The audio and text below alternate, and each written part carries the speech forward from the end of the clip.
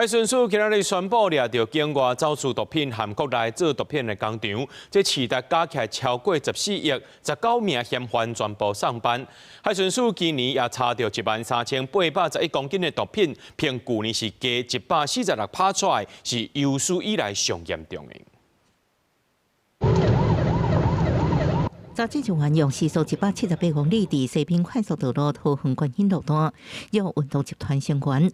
海巡署今年9月接到证据，集团成员为中国用进口清洁剂做理由走私毒品，当场抓6人。各地关务署给人管的货柜查扣第4级毒品，以价值本之一并同1513公斤，其他超过10.7克。这些原料经过溴化铵化以后，是可以制造成213万包的毒品咖啡包，就是所谓的妙妙。那初估它的市值可以来到10亿7千万元。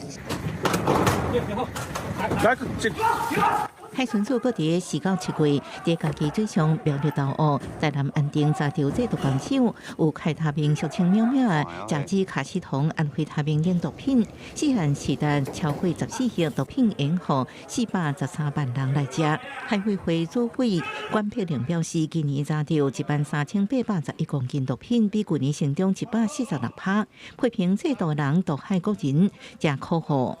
这么残害我们的青少年，还这么残害我们的国民，痛心疾首，其心可诛。检察官的指挥侦办，还有我们各有关单位，包括警政署、还有光务署，还有其他的有关单位的协同合作。海巡署强调，会继续甲警政署、关务署甲各地检方合作，希望将毒品阻止伫境外。涉案件涉案19人，拢照违反毒品危害防治条例，移送地检署来侦办。记者综合报道。